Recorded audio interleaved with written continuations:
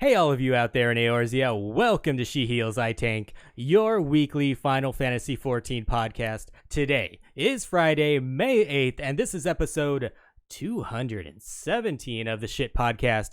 I'm your host, Vegan Pete, and always by my side is the exquisite... I think you've used that one before. I don't think so. I think so. Hey everybody, Avi Ale here. How you doing? Prove it, Avi. What? That I've used it before. I mean, all I gotta do is go to Google Drive and search for the word exquisite. You could try it. You won't find it. Aurora says you have. But last week. No. It started with an E, but it wasn't exquisite. It was something else. Oh no. But regardless, Avi. Regardless, I'm gonna check. Thank you for being here. You don't need to check. You told me to. Prove it. As always. And thank you to everyone joining us live here at twitch.tv/SheHealsITank. We really appreciate you. Oh, he said enchanting last week. And really appreciate everyone either listening via the podcast later on or watching the replay on YouTube. Thank you all so much. You all have been really amazing lately. We have some subs to shout out from last week. We have a lot of first-time subs that were courtesy of gifts from Talon Broadbent and Batkid, so thank you so much to them. I don't know if they were responsible for all of these new ones, but definitely some of them. So first-time subs from Django Jax, Rizna, Vivi239, CGZ, Saturday Mornings, Khaleesi, CGZ, I hope you come back to make Pete say your name again. Kansan Silver, all first-time subs. And for 2 months, we have Talon Broadband, Treylands Gaming, Icarus059, Nessa Lakaha, Kadoma 9, LaRosia, Kadoma 9 and LaRosia for 3 months, Not Papaya for 6 months, Disco Cub 7 months, and Broly 489 for 17 months. All right, so, Pete, you oh, sorry, go ahead. You all are amazing. Thank you so much. Helps us keep the lights on here. Now, what did you want to say, Avi? You were right. Oh, I know. I heard you in the middle of it. Not that I needed confirmation. I knew I was right. Ooh, my headphones just did like a weird, like when you went right. It like was like a dog where it barked. So it's a dog who barks is a dark. Dorg, bark, bark. But it like swapped ears, like surround sound. Weird, made me jump. That's how I do my voice, baby. Also, I apologize. I didn't think my eyes would be loud, but I think you're going to be mad at me later. Jesus Christ, Avi. Let's just get into it with everyone's favorite segment. Greenleaf Minute. It's the Greenleaf Minute. I kind of want to see like if I can stretch that out by 1 second every episode until it gets to like a minute long. Okay. Why? Gotta have goals in life. What can I say? It's the Greenleaf Minute, and this week we're going to talk about potency. Do you know about potency, Avi? It's how strong things are. How strong things are. Good description. All your damage spells or actions have a potency on them, which affects how much damage you do. And one of the questions I see quite often is how many mobs should you start using your AoE rotation on? So this could vary from job to job. I'm going to use tanks in this example, paladin to be specific. It definitely varies from job to job. But the way that I get to the conclusion, you're going to be able to apply to whatever job you have. So since it's Greenleaf Minute, I'm going to be talking about when you should first start using your AoE rotations. So we're going to be using a level 40 paladin, for example, which is when you get the second part of your AoE rotation. And, of course, you have all 3 parts of your basic single target rotation. Was this because you were too lazy to look up all the names of all of your AoE rotations and then do the math for more than 2? No, I mean, it's the same at 80, basically. I know, but I'm just saying... You just saying might have more single things that you could weave in. And off-global cooldown things to consider. Off-global cooldowns have nothing to do with AoE because you can use those with your AoE rotation. Oh, I mean, okay. Off global cooldown, you just pop. Most of the time, you just pop whenever. I know, but I'm just saying, like some of them make more, like will increase the amount it increases things might be different for like AoE groups than it does for others. I don't know. I was just trying to make funny. Greenleaf Minute, Avi. We're keeping it simple. So paladins have a single target rotation of Fast Blade, Riot Blade, and Rage of Haloni. And the potency on those are 200, 300, and 350. And the 300 and the 350 are the combo potency because you should always be using it as the combo because they only have a potency of 100 if you don't use them in the correct order. And I believe we have gone over combo potency before, so you all should remember. Have we? Yes. And so that's 3 global cooldowns that has a total potency of 850. Keep it up, Avi. For one mob, 850. Single target rotation on one mob because you can't do it on 2 mobs. But then we have the AoE rotation of Total Eclipse and Prominence. Total Eclipse has a potency of 120, but it's to all enemies, so it's going to be 120 on each enemy. And Prominence has a 220 combo to all enemies as well, so that's a total potency of 340, but that only took 2 global cooldowns to do. But is there any fall off for once it gets past a certain number of enemies? Because like that happens to some AoE classes. Yes, that does happen on I think some magic classes and some healer classes. But I guess once you're at that number, it doesn't matter anyways because you're not going to single target. So yes, moot. I So answered my own question. You won't be able to multiply as easy as we're doing for a paladin. You'll have to get your total potency with a little bit less depending on how many enemies you have. So what you're saying is people who play paladin are dumb. No, we're smart because we're playing paladin, even though I'm playing gunbreaker at the moment. You're still a paladin at heart. But so that was the 2 global cooldown potency. 3 global cooldowns, which is 1.5 rotations of the AoE, would be 460 to all enemies. So do the math, Avi. Get your abacus out. For one enemy, you'd have a single target potency of 850. For the AoE, 3 global cooldowns, you'd have 460. But let's compare 6 global cooldowns. So you would have 2 complete rotations of your single target and 3 complete rotations of your AoE. Then single target would be 1700 and the AoE would be 1020. So when you only have one enemy, you're doing about almost 700 more damage sticking with your single target rotation than you would your AoE rotation. Just curious, do paladins have like a dot ability? They do. Did you take that into account? I'm doing the basic rotation. Okay.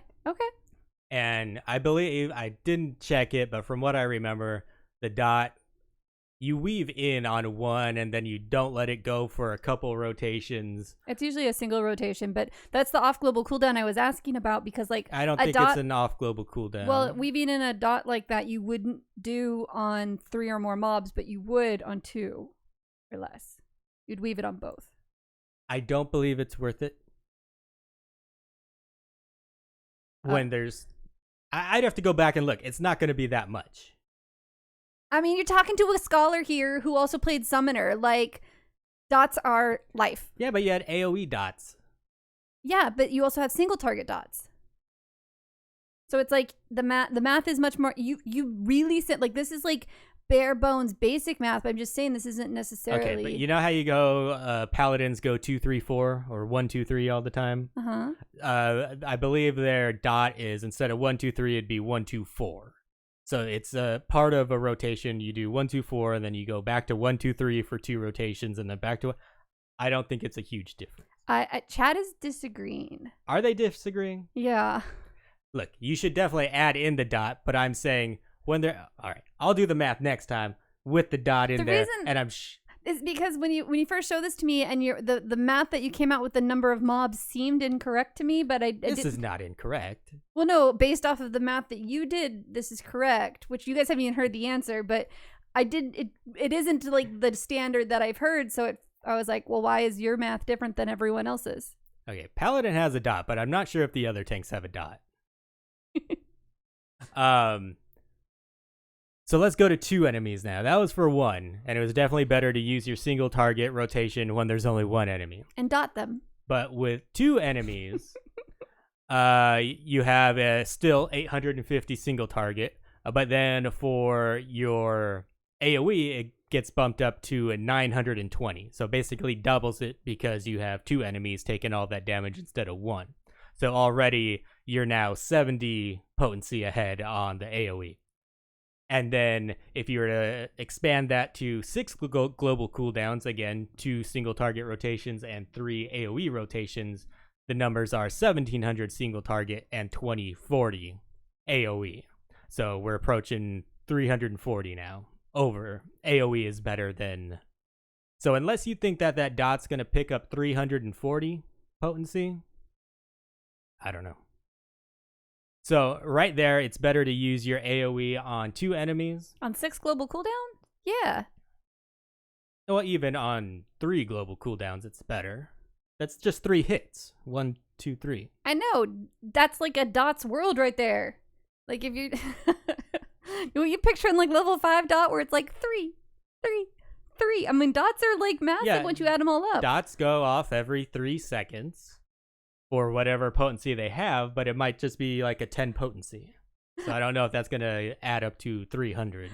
So KK said, Avi's like, who gives a fuck? I just dance and slap the ground. You don't know I say that all the time every time I do it, even when I'm playing without streaming. So, and then if we go to 3 enemies, it goes to 850 single target still, and then 1380 AoE with 3 global cooldowns. So even bigger difference. We are over 500 now. And then with 6 global cooldowns, it's 1700 and 3060. So it's not even close when you get to 3 enemies. It's always going to be better with 3 or more. So as you can see, as you add in more enemies, the amount of damage you do AoE compared to single target just keeps growing larger and larger. So you should be using AoE rotation with 2 or more mobs. The one caveat to that is between the parts when you get your 3rd single target ability and your 2nd part of your AoE rotation. So your AoE rotation isn't complete is what I'm trying to say. For Paladin, that was the levels 26 to 39. Then it's better to keep on using your single target rotation for 2 mobs because you don't have the higher potency 2nd AoE skill. Okay, I still, like, the standard I've always heard is 3 mobs AoE. And I just think it's odd that you're saying, like... Yeah, but you've heard that, but have you done the math? I've read the math. Especially on like Black Mage and stuff, and like because Black Mage's Fire 4 is like really powerful, and so doing that on 2 mobs is better than doing Fire 2 and other things. But now the rotation has changed, and I'm talking old rotation. So and you're probably reading rotations at max level. This was level 40. That's a huge difference to try to do the math for like a leveling job. Like most people wouldn't try to do the math for a leveling job. This is kind of be an intro because. I get this question all the time from people leveling up. They want to know what they should be using their AoE on. And from what I could tell, you want to do it on 2 or more. But that's only for that particular level, for that particular job. So I think it's better to give them the answer that is true through most of the game. That's 3 or more. It's always going to be 3 or more. And in some situations, it's 2 or more. But I'd say the majority of situations, 2 or more. So Chili responded that the Paladin Dot is 85 potency and Circle of Scorn is 35 potency. So you have both of those going, and that's each tick. So that makes up for your 350. Well, you have to minus... Does it? You have to minus the combo potency of... Only just. If it doesn't have the same combo potency. Well, then, yeah. Usually dots have a lower overall potency, and then they make up with it. I do really appreciate that you put all this effort into doing this math. I'm not trying to downplay. Well, if you would have collaborated, we could have gone over some of these questions ahead of time. I wasn't super in a math mode. I tried to read it, and it looks like addresses to me. And so it's like 1700 Street on 120 Avenue. And like I said at the beginning, that's obviously for Paladin, but you just need to look at the potencies for your single target and AoE rotations for your job and apply the same logic. If you have a dot that you want to add in, definitely try it out and see which way ends up with more potency. Because don't just trust people who telling you stuff. We should do an episode of all lies, Avi. See who catches on. That would be an April Fool's Day. All right, Avi. Time for your favorite part of the week. It's the tweet of the week. It is the tweet of the week, and Avi picked this one from our Discord because Rathok posted something, and he used the spoiler tag in case anyone hadn't done the botany quest line yet. Wait a minute. First of all, this wasn't supposed to be funny, but the answer is funny. He wrote, botany spoilers is Fafucha. Is that how you say their name? I'd assume so. Fafucha Yeah. Garlean? I don't recall from the ARR line if it was mentioned. And for those of you that don't know, Fufucha is the botanist guildmaster in Gridania, and they have a little gem on their head that kind of looks like the Garlean eye. Yeah, she does. And maybe people don't look at Lalafell's faces very often, and they haven't noticed the little gem that they decorate their forehead with. I don't know the name of it, but it's like Indian Hindu culture sort of little decoration. And then to the rescue came KK McLeod, who let them know that yes, the Dunesfolk Lalas do have an option for that little head gem that's kind of in between the eyebrows. I don't know, the way you said it sounded so much nicer. Like KK, when I read it and he's got a picture of it, he's like, Dunesfolk Lalas have an option for head gems. Like, I just read it so like deadpan that it was funnier to me than you like sharing the nice response. And Chili says it's their birthstone, if I remember right. Oh, that makes sense. You should have got that for teaching Pete lore, Avi. You know, there's a lot of lore. Fail. But yeah, so you made it not funny at all with the reading of it, but that was okay. All right, then. I thought that was really funny. With that, let's move on to news and notes from around the realm from the comedian extraordinaire, apparently. Avi, what do you got for us? Don't be a douche. You should have just let me read that, because you were like, well, I don't think it's funny. And then I was like, well, I do. And so I thought you were going to let me read it. And then you just went into it. All right. Like, she doesn't want to move on. This might be the first time that there has been no new posts on the Lodestone in between episodes. Usually there is at least an optional items post or a post for a new art book or CD or something, but not a single post that is on the Lodestone. So I don't know if this is part of the whole delay. You know, it just goes hand in hand. They should have at least posted on the Lodestone that they weren't going to be posting on the Lodestone, so that there would be a post on the Lodestone, right? There was literally no news on the Lodestone since our last episode. I think the first, actually, like exactly a week. Their last post was for the Live Letter Digest, which we talked about last week. I thought it was maintenance. It's All World's maintenance on 5-1. I don't consider maintenance. That's not in the main Lodestone page. Still counts though. Like literally doesn't. 0 for a week. If you're gonna say that, then you like get mad at Square Enix for inflating their numbers. You're like doing the same thing with different numbers. Doesn't show up on the main page. Doesn't count. I know we don't have. I know this isn't new news, Avi, but what should people know? What's nude news? Like naked people news? You don't know the naked news? Naked news. Naked news is a thing. What is that? News? It's where they read the news naked. That's so clever. Oh my God, I thought it'd be like something actually clever. All right. So even though, again, it's the nude news, it's worth reminding people that there is a free login campaign going on right now. It's the longest one they've ever done, and you can play for free for 8 days if your service account has been inactive for at least 30 days. The campaign ends on May 17th, so if you want to take full advantage, you have to start using it tomorrow. Yeah, so if you know anyone that has been taking a break from the game for at least 30 days, ping them on Discord or wherever you can reach them. Tell them, hey, log in. Say hi to your friends. Yeah, we miss you. Come hang out. We're poor too. Woohoo. So since we don't have any news, we have to go to interviews from magazines with Yoshida. These are ones that were still supposed to take place during PAX East, but unfortunately they were not able to attend.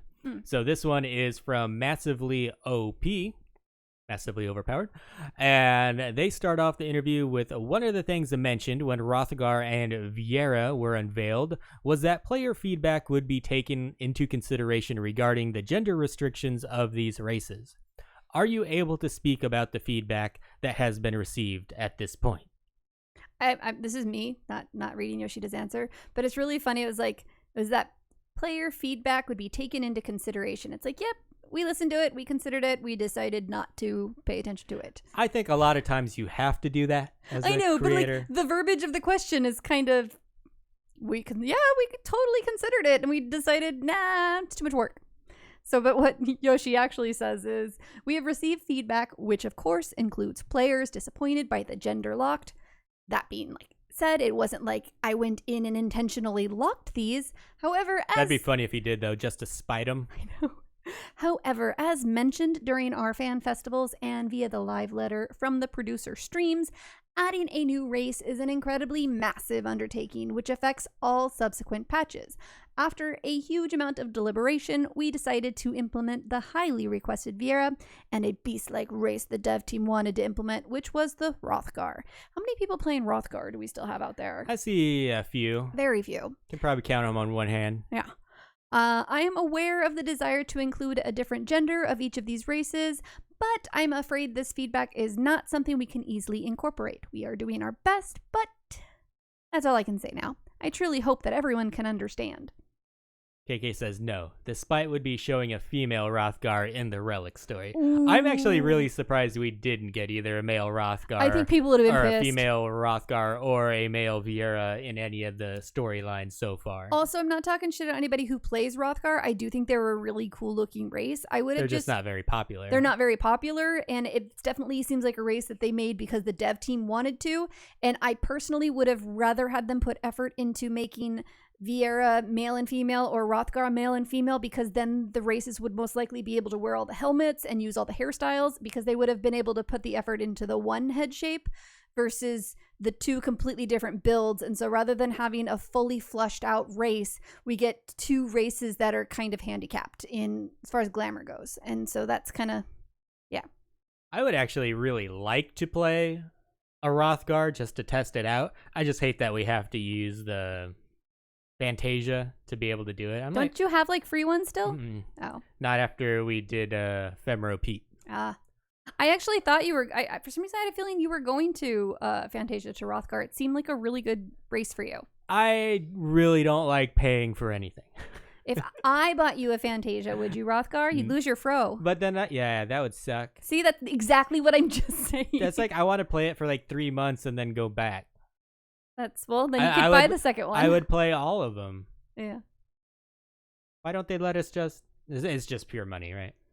There's like no reason they can't let us change all the time. Money. Yeah. It's just money. But that's like... it's not like the servers can't handle it or anything like that. That's like it's every just like, MMO, Pete. We want more money. That's like every single MMO, like, that I know of. Is you want to change your character's appearance, pay that money. Bunch of bitches. But yeah, so if they'd have just done Hrothgar, male and female, then you would have been able to play a Hrothgar who could wear a fro. What? Most likely. That's what I was saying, is if they'd have actually done one race, both sexes, the builds they could have used were at least modified versions of one another. And so they wouldn't have had to put the separate efforts into the two separate races that can only wear certain gear and use certain hairstyles and stuff. Yeah, Pure Dab said they spent $30 swapping races last week. That's why I think there needs to be a lemon law in the game, because I need 5 minutes in game after I've created my character, or esthetician even, just because that gets expensive, to see what it actually looks like in game, because this is one of those times where like the in game and the creation don't always match up, or like I've talked about before with the raw male run, like you don't know, or the Midlander female run for me, that was hard. Runs in raw. Yeah, well, and the female, like I can't do a girl who runs with her elbows tucked in. No shame to Midlanders, I just am not that girl. So yeah, like little things that you didn't maybe know until you actually played the class, and you're like, oh, I hate this so much. Bye-bye, $10 or $7 or whatever. Do you think if they had it to do all over again, they would choose the same way they implemented it, or would they go two genders of Viera or two genders of Hrothgar? I think they probably would have done two genders of Viera. Of Viera? You think they'd do it over the Hrothgar? Yeah, because again, the Hrothgar was what the dev team wanted to do. What the fan base wanted was the Viera, and this is a fan focused game, so it makes, I mean, everything in this game pretty much is fanfare, so why not make the new race also fanfare? Because sometimes you just have to stick to your vision and not worry about what people say. You think they would have really been mad? Was it just because we saw Fran that we wanted it? No, I think she began the hype, but I think because most people, were familiar with Fran and like wanted to be Fran or be with Fran, or whatever direction you went with, previous Final Fantasies, all of the above. There was, oh my god, I finally get to be my own version of Fran. I personally think Hrothgar is cooler than the Viera. I think they're amazing. I think they're a really well designed race. Again, people were saying some of the starter gear fits them kind of funny. But you just asked me the blanket question. If I had to that would be my like doing the math for money and people playing the game. Like Viera are gonna bring more people to the game than Rothgar are. And I know Rothgar are fan service as well. Well, I wasn't 'cause they're 10, necessarily but, telling like, they're you. not as fan service. I wasn't asking you to pick which one you would rather have. I'm just saying, do you think they do pick either one over doing one gender of separately again? Well, yeah, like, and Ace even just said people had been asking about Viera since 3.0 when Ah Ra was introduced. Because even I was confused. Like, why are we getting Ah Ra before Viera? Like, that doesn't make any sense. And to me, I'm like, I have no idea what any of those words mean. Right. And so Rothgar would have been a great race to introduce after, like in the next expansion, I think. But, you know, and especially because there wasn't really any like Rothgar story until we got to the Relic. And that didn't have to be the Rothgar, because the Viera, we don't really have a lot of background on the Viera, just like that one like very private group on the first. Like we don't have any background on the Viera on our original, the source. Like we don't have their counterpart. Yeah, we don't have like any backstory for them really. So and now we don't really have as much backstory for the Rothgar. So again, it just like all of the efforts of what you would get for the new race is split, and so everything feels kind of incomplete. I wouldn't be surprised if, you know, they keep on saying we're not necessarily going to add more ever again or whatever. They always say that, and then they always end up doing it. They're like, no more jobs. We'll add more jobs. I wouldn't be surprised if we get the male and female counterparts respectively for Viera and Rothgar That would in be the cool. next expansion, and then just not have a new race, which I think more people would be happy with that than adding a new race. I think so. And I don't know enough about Final Fantasy lore to even speculate what a new race would be. Wait, yeah, again, but I feel like even if they add the other sexes, there's so much we missed out on, more than just, you know, having them. Like I was talking about, like the lore and the backstories and the zones for them and everything. It felt like hindered. And so if they did that, I would really want like some heavy backstory for both those races to really get to know them in Eorzea. I want a mix between a Viera and a Rothgar. Okay. That'd look badass, man. It looked like a buff bunny. Hell yeah. Which is Next what I wanted. question from Massively OP Or Fat Bunny. was, with patch 5.2, we were informed that we would only be getting a single dungeon during even number patches, which seems to imply that the hard dungeons generally added during the even number patches would be cut. Will we ever see these hard mode dungeons return, or is that not currently in planning? You are correct that we have cut the implementation of the hard versions of previously released dungeons. We currently have no plans to bring that back, and we're taking those resources to work on other new kinds of content.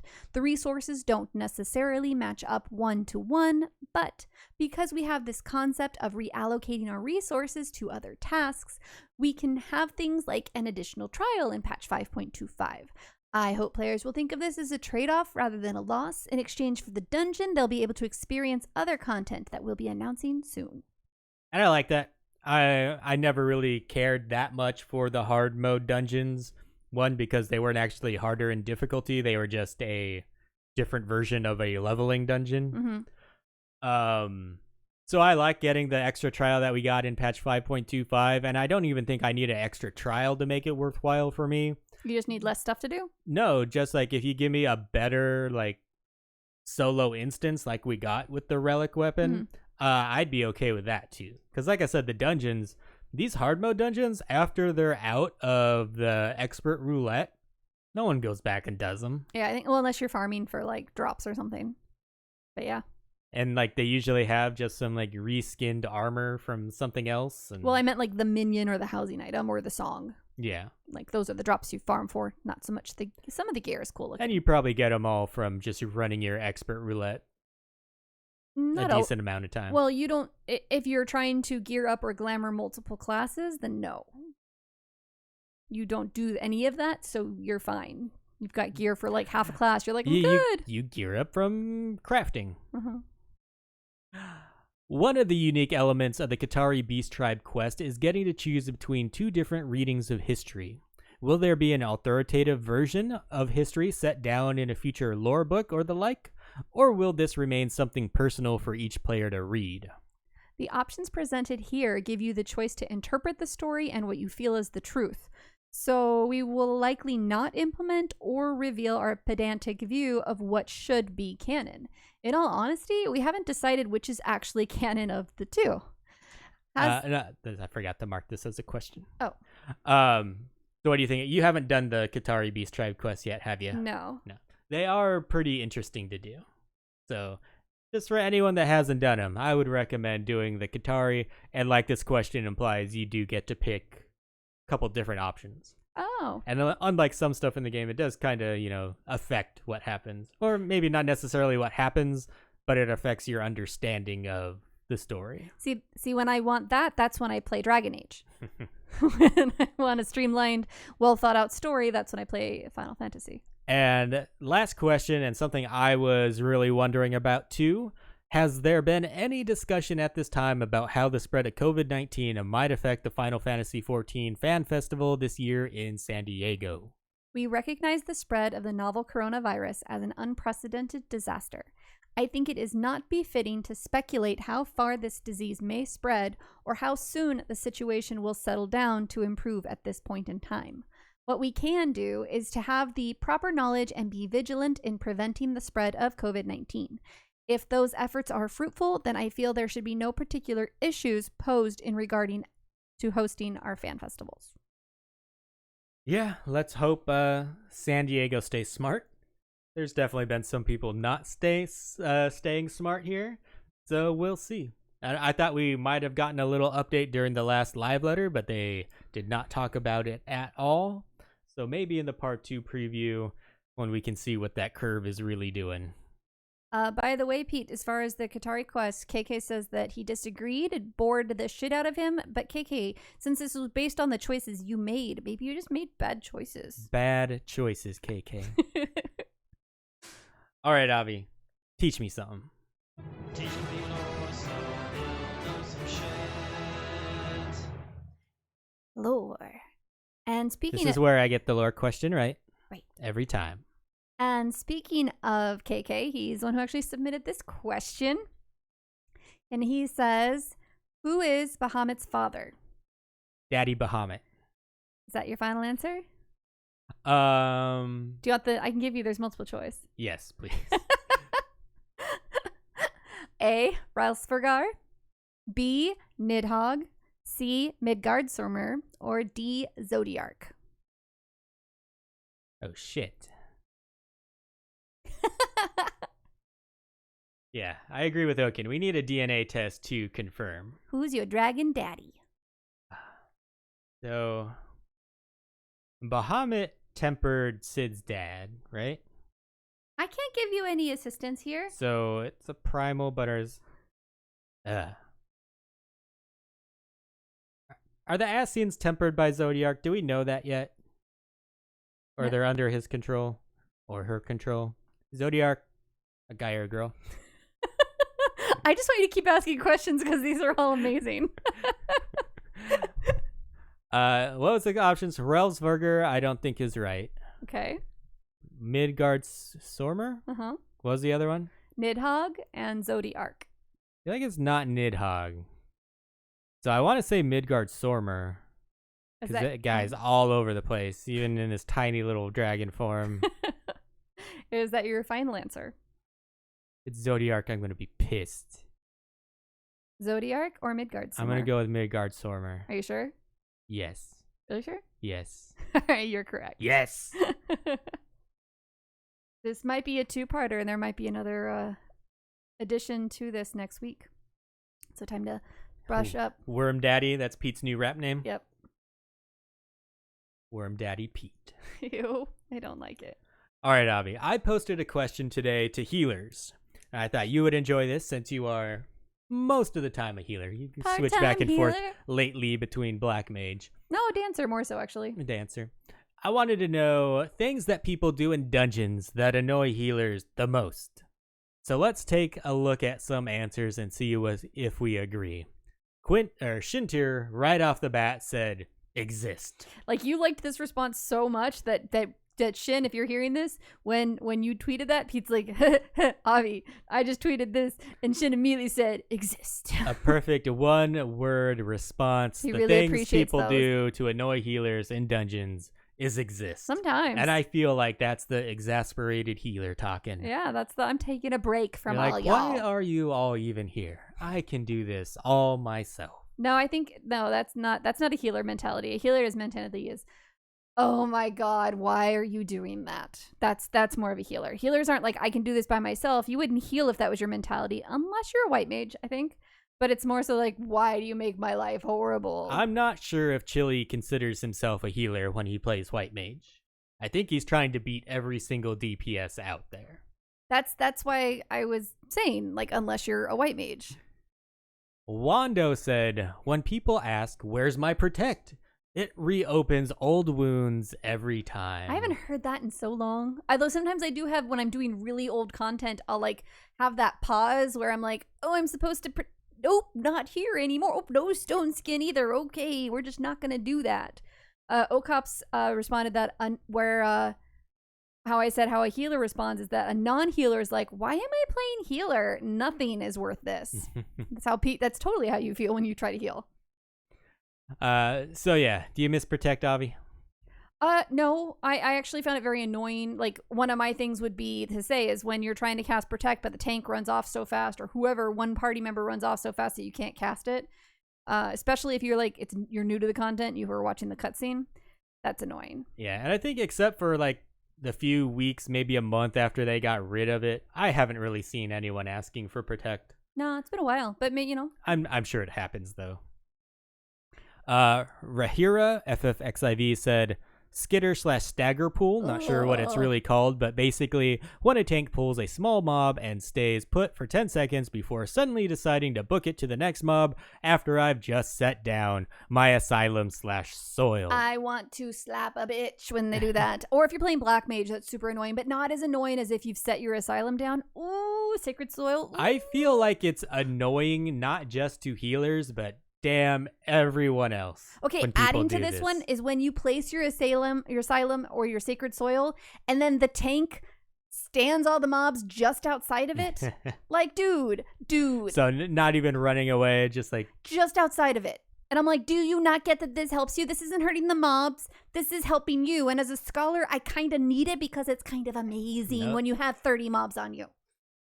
He's been taught that any circle you have to stand out of. Don't step in if it's a different color. All right, Chili says, not using cooldowns. I don't want to heal when I don't need to. If I can deal more damage, means mobs will die faster. Yeah, that's infuriating. Or me when I'm tanking because I don't know how. Yes. As a tank, it's so much less stressful for yourself when you're using cooldowns. Because I know most of the time, if I'm pulling big and I'm using my cooldowns, I really don't have to watch my HP. I have enough trust in my healers, even if it's a pug healer. Usually most of them are pretty good. But you made me that crass healer now who I let the HP, like I play with it because I healed you for so long and you never looked at the HP bar. So I knew I could just like heal you however I wanted and you wouldn't freak out at me. But then when I heal other people, they don't always like it so much. But like if a healer's playing tank, like that butthole being puckered. You're watching that HP bar the whole time and it's stressful. I think that's why I don't like to tank is because I like to heal, and so I pay too much attention to what I would do and stuff. The only reason I watch my HP a little bit now is because I'm trying to time Super Belide correctly, and you never do I anyway. Always fuck it up anyway. Maybe if you did it without looking at your HP. They need to put once you get hit by Benediction, I need a debuff put on me that won't let me use Super Belide. But there's no way for that, like, because it's that split secondy thing. Like, I need it. It wouldn't work out. The tanks, use your cooldowns. And when Julie posted this, I responded that this is why I tell every tank to play healer. Give it a try, so you can understand what your actions or lack thereof are, how they're affecting the group. Aurora says, I think maining healer made me a bad tank. I actually agree with that because you pay way too much attention to yourself and not enough attention to like the mobs and stuff. So you don't need to pay attention to yourself as much as you are. It needs to be the mobs first. And a little android man said tanks, specifically paladins, not using hollowed ground for large pools as a matter of course. It's a cooldown. Use it. It's like healers, like white mages who like hold on to benediction. Like It doesn't take that long to reset. Like, yeah, kind of hold on to it, but if in those big poles in a dungeon, you can do more damage and then benediction them and then just heal them going. If you're doing it in the first big pole, by the time you get to that first boss fight, which is nowhere near as hard for you to heal, you're gonna have benediction refreshed again and ready to go.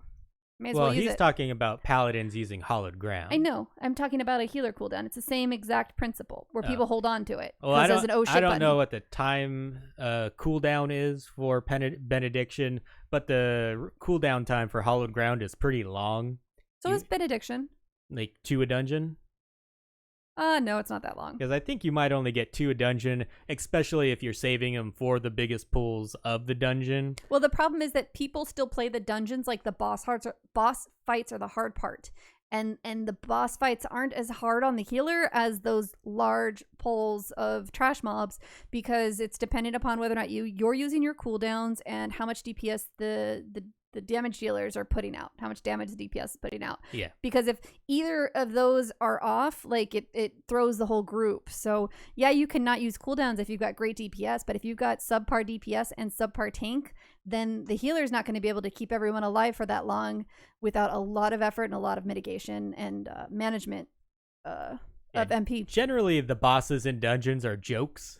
The only thing hard in dungeons is if you pull until you can't pull anymore on the regular mobs. Well, dungeons, the hardest thing about doing, or the boss fights is moving around and doing the mechanics that way and dodging stuff. And so you shouldn't need the hollowed ground or anything, or and the only reason you're going to make your healer work at that point is if you're not good at dodging and moving around the things. So, yeah.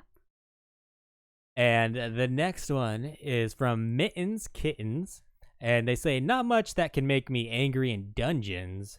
The thing that super gets me every time, though, is the DPS not letting the tank actually pull how they want to, whether that's starting early or adding mobs. Not only can it fluster the tank, but it also makes healing harder for me. So I get it sometimes when a DPS is trying to, like, maybe the DPS is in Discord or FC chat with the healer. And I mean, if you're the healer, obviously not the situation, but I've had some DPS where they'll kind of pull some more mobs to like show the tank that they can handle more mobs, but they didn't generally in those situations won't do it for the entire dungeon. They just kind of do it for like the first or second pull to kind of be like, hey, but yeah, if it's excessive and like I guess not, it's like aggressive and like they're trying to control the dungeon, that pisses me off. It's fucking annoying. I hate it 100% of the time, especially if I'm tank. Because usually never happens when on my like max level tank because I'm pulling everything 99% of the time. But in lower level dungeons, if I see that the healer is new, if I see the healer is under geared, I'm not going to be doing the max pulls right away. At least I'm going to do a couple normal and see how the healer does. And then if that DPS starts pulling mobs, he's just doing it because he's impatient. He's not paying attention to... Right. Well, I was talking about very special situations that I've been in as the healer. And, like you've gotten a really, like, even if the tank was really new and they couldn't handle it, the person that would be doing that would, like, hold on to the hate. And I knew they were doing it because... Still, even if they were doing it in conjunction, if that tank isn't in on it, that's a dick move. Like, say something in chat. Don't just do it. I guess so. Big dummies. Michael Brum says... Pull wall to wall without discussing with the group first or standing in telegraphs because they're topped off and can take it. Also, DPS thinking they can do the same thing. I've been all of these people. As a black mage, I will totally stand and be like, because I don't need you to heal me on some of those things that I can take because my like auto tick of my HP is going to bring me back just fine because I know I'm not going to get hit by anything else. So I will stand in things sometimes. Especially as a play black mage. I think every healer should play black mage and tank. I played black mage for a little bit and I didn't like it because I will always move out of AoE and it's freaking annoying. Yeah, and so like, but that's the point is like to understand that like to do that you can't, and it's just a different. It's a key to knowing how to do it. And I hate it as a healer too because I've run into that doing some leveling dungeons with my healer, and it's like. I feel like I need to heal any DPS when they get to like 50% life because they can get hit hard by something. Like if they take another AoE hit, they're dead. Well, which is why are you standing in the shit? But depends on the situation for me. Like, you always got to prioritize your tank. If that DPS is gonna die, they're gonna die. But yeah, I don't think I have ever just stood in the shit as a tank. I always move out of it. Because there's nothing I really need. Like, I might miss one GCD by popping out really quick and then coming back in. See, as a black mage, the hits that I'll take are not the ones that are going to put me in the level that I'm going to need a major heal from the healer. It's that one that's like going to recover with a Medica too, just fine. Like, it's, those ones that take no more than like a third of your HP. If you're you're standing in something that takes more than a third of your HP, that's kind of dickish. And his first issue, the pull wall to wall without discussing with group first. I'm 50-50 on this one. Yeah. Sometimes if I notice the gear that the healer is wearing, I'll say big pulls. I'll just do that question. Big pulls, ? And if they say, yep, cool. But if they're in max level gear, I usually just pull big. And if we die, then I pull less next time. I'm not in max level gear, but if I'm ever doing expert roulette, I'd say 75% of the time people just pull everything without asking. So most of the time, but it depends upon the content. So if you're doing older content, you definitely want to look at the people's gear and their level and everything like that. And, because you never know what you're going to get in the lower levels. But if you're an expert, it's kind of assumed. But usually, just at least take a look at their gear. Yeah. As a tank, definitely just do a quick examine on your healer. Also just notice if they're a green sprout or not. Yeah. And I assume that the reason the tanks are just going is because they've looked at my gear. I don't know. My gear's doesn't necessarily have to be great, but. And our KK McLeod says, I can adjust to a lot of issues, but when tanks do wall-to-wall pulls but use little to no cooldowns, it's so frustrating.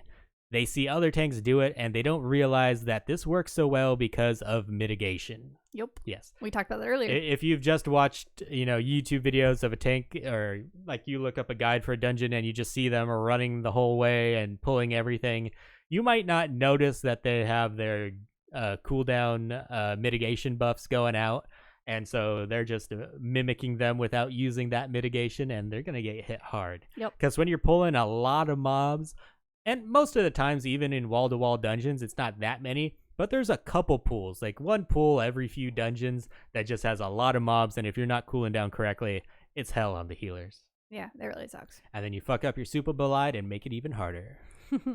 And I think Esper Pete does that on says, purpose. So this one I think you actually should have put. We already talked about this. It's the equivalent of the Asylum and Sacred Soil, but for astrologians, where it's stay in the goddamn star, please. Yep. Yeah, Esper. All healers get that. You can see it. It's not like it's hard to see. It's a big glowy circle thing. Or maybe they've got everyone's effects turned off, which as a tank don't do that.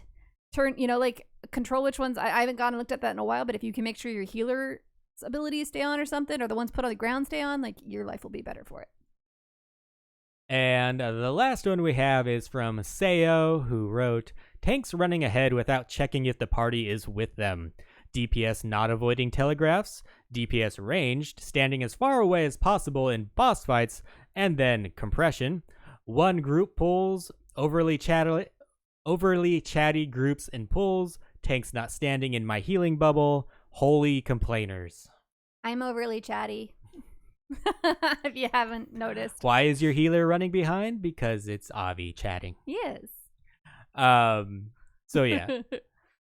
Running ahead as a tank can be very dangerous. If you're not paying attention, like if your healer is not following you, take a look at the minimap and see where that blue dot is. If there's one behind you that's not coming with you, you might want to stop and see what's happening. Or look and see who it is at least. All that matters is that it's the healer. I mean, if it's not one of the DPS, that's bad too, but hopefully they're not because somebody could be disconnecting, you never know. And there was another one boils down to don't be a dick. That I must have missed putting on here, but they talked about line of sight.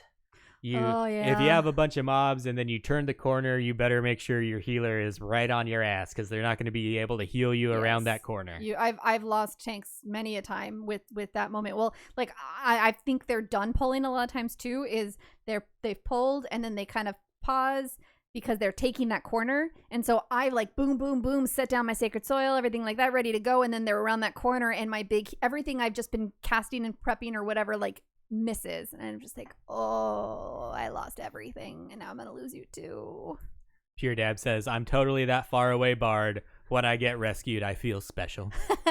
People get mad when they get rescued. I actually appreciate, especially the Black Mage, I generally appreciate it, because I'm just gonna stand here unless you can rescue me. I think the maddest I've ever got was my last play session. We were wiping, and I was running off the edge, and KK rescued me so I couldn't commit suicide off the edge. Nice, KK. My God. Yeah, people get mad. Had a bard like snap at me in like a 24-man raid when I rescued them. Like they would have died, so I don't fully understand how that was an issue. But anyways, yeah. The one group pulls that annoy you, Avi? Oh yeah, because One pack pulls. One pack pulls, yeah, like 3 or 4 mobs at a time. Because I don't even have to heal you in a group pull that size. You are literally making my job like a paladin. Boring as fuck. That doesn't annoy me as much as it seems to annoy other people, because I'm just like, that's what that paladin, or that's what that. It feels like this when I'm playing. Is like, okay. I mean, like if the person's in like crap gear and stuff like that, that's fine. They're learning it or whatever, but they're fully geared and they look like they should know what they're doing. And there was actually, I've talked about this, but it was a time when the 3 of us were from the FC and there was a random tank and we think it was someone's child playing, which does happen. Their character, so it was a really geared character who like wasn't pulling the larger groups. And this is one of those times where I was kind of talking about the DPS was kind of pulling other ones in, and it was because we were talking to them and trying to be nice, but like they weren't responding, and they also like weren't necessarily taking any of our suggestions into account. And so we were like, I think this is just a kid. Let's just make it fun for them, but also keep the thing moving, because killing 2 mobs at a time is painful. I liked it when I was a healer because I'm a bad healer. And I could just practice on getting my DPS out there, because I didn't want to be one of the healers that doesn't DPS. Do you mean in like a 24-man? No, I mean like in a regular dungeon, like when they're doing the small pools, like I don't mind it because it gave me time to practice my DPS. Got it. But you know the whole point of DPSing as a healer is like being able to weave it in between spells and knowing when to do it. I was practicing. But you were practicing when you didn't have to heal. I still had to heal. You obviously not a scholar. Cool. Okay, so that's the responses we had to that Twitter question. It was fun. What should we do next, Avi? Should we do what annoys tanks in dungeons or what annoys DPS in dungeons? Well, you can't just do DPS. It's like what annoys monks, because they're like the most positional one. Or you know, like make it because each class is very specific. Yeah, I think we need to do all of them. I don't think we won't get much response on just monks. We'll do melee or ranged. Like that's what I meant. Okay. Because I know that like the things that annoy me as a dancer are different than the things that annoy me as a black mage. Ben rescued a tank, and then they yelled at him because he missed a single GCD. Yep, that's exactly why they yell it. That's why people get mad. Okay. I took a couple forum posts, Avi. Uh-oh. So let's see what you have to say about this. This one was titled, "Raiding is becoming less and less optional." I agree with that. Okay, we'll Already. see. I've never been a raider in any MMO I played. That included this one. But Shadowbringers got me into it because of Crystal Tower. This has prompted me to go back and do all the old raids, and of course, I did Eden and copied Factory. Oh, I don't consider these raiding. Yeah. Okay. Then, when the Relic weapon was announced and it was revealed that you had to do Evilise raids in order to do the Relic quests, and now it's been revealed that starting in 5.3, Crystal Tower will be required to advance the MSQ or something like that. This can only be seen as a pattern now. Raid content, which is always optional, is becoming more tied to the MSQ as characters and events that happened in the raids are having a more and more impact on the main story. I feel like going forward, certain raids will be required to unlock other content as well. I don't think you even need to read the rest of this because I think this is a good thing. I think the raids are amazing. Yeah. So like I don't know if you feel like we're gonna get much more out of this if you finish it. It doesn't seem like it. It's just more of the same thing. Yeah, they're complaining that they were able to skip Void Arc and stuff. They're complaining that they have to play content to do story, which I like the 24-man raids. I think it's some of the best content that's put out. What I agreed with in the title was that I thought that raiding means savage, maybe extremes, which is that raiding has become less and less optional because of content. Lulz. Yeah, lack of content of other stuff. If you don't want to raid, then you have to just go and level your other classes or craft and gather, which I know those are other parts of the game to play as well, but I always like to just play my Warrior of Light and go out and do the combat-y stuff, I guess. So you like that I know they're called raids, they're called Alliance raids, and that's basically what they were complaining about. You can call them the raids, but they're not rating. They're the noun, they're not the verb. The rating is the one that takes, it doesn't necessarily always take a static, but it's easier with the static. It takes more dedication of time to put into it. Yeah, you have to have a scheduled time in most cases to like get through the more difficult content. 24-mans, I think, especially if you're starting at the beginning of them, because you see all the mechanics and you learn the way they all work, it's some of the more difficult content that we get to do together as a group that's not like unreachable. It's a little more difficult, especially when they first start, and then you get used to it and it gets easier. I think it's great content. I think it's good too. It's like, why would you not want more things tying into the main story? Some people don't like doing content with other people. They want to do all solo stuff. I suppose, but I think they're definitely in the minority with this opinion. And I don't think anyone should be saying raiding and then referring to 24-man alliance raids. That like literally made me stop listening. Once we went into the instruction that you were talking through, I was like, it's no. And they also listed Eden, which is the normal 8-man raid. Again, I don't consider that the raiding that they were talking, or most people think of. With the 24-mans and the normal 8-man, I feel like that is pretty easy for the most people. And I think that's okay to tie into the main story and gate some story content behind that. And it's not main story; it's side story. Yeah. It is still technically Crystal Tower is now right. Well, but I mean, this Crystal Tower is now main, but like what I was trying to say is the Copied Factory is not main story. Yeah, I don't think so. They literally went back and used Crystal Tower stuff, so that's the only. I think what they're getting at is they probably want all of that Eden story, and then they don't want to have to do the fights. Mm-hmm. I get it. They want Copied Factory story. They don't want to have to do the 24-man. But that's how the game is. You get more 24-man, not 24. You get more Copied Factory, more near by having the 24-man raids. Mm-hmm. The content lasts you longer, and even once you've done the story, you go back and do the 24-mans, and that's the only reason you got all those glamours and the gear, and you get to like be in that world within Final Fantasy. I think it was wonderful. And locking some story behind content is not a recent thing. If people remember, the coils. Yeah. There was only one difficulty of that when that first came, and there still is only one difficulty of that. Yeah. And that was the equivalent of Savage, but it was just called the Raid because that's the only version of it there was. It was so hard. And because people complained about not being able to get that coil story, which is why after that, going forward, we had normal versions of the Raid. We had normal and Savage. Yep. They created the normal one. I actually think that was a wonderful decision. I actually think that's a really good decision to have the normal and the Savage if it's not that much more work. I think it is too, because I definitely think with the amount of work that they put into the story regarding those raids, they should have an option so the masses can see it. And I think a normal option is good enough. You don't have to make it just a slideshow or movie that people watch. You can go on YouTube. I'm sure someone's already made that. They have. You can go and watch all the story on YouTube. Yes, you won't see your character there, but it's the same story. So it's up to you. All right. So you had a second forum post to go over. Yes. And this one is titled, "It's Time. Option to hide other players' glamour." Can I read this one? I want to see what it says. Sure. So now that we have female characters tanking in string bikinis, and now men in wedding dresses, it's time to adopt an option a lot of other gamers have. Hide glamour, or other games have.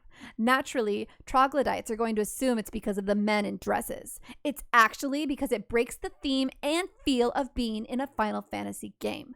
Tanks should wear plate, healers should wear robes, and no one should be in a fight seriously wearing carbuncle slippers and lingerie.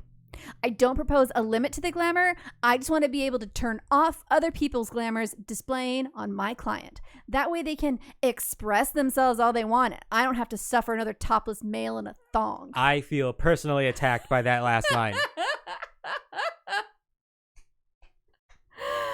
Oh my gosh.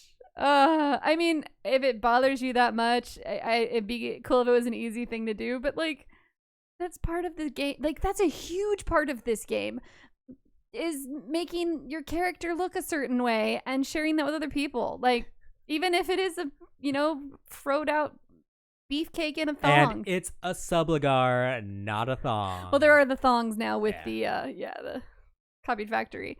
I have noticed since we got the copied factory gear and the other gear since, like, I used to like have my character kind of show a bit of skin, and now it's like there's so many people half naked that I've actually started glamoring my character in a more modest manner.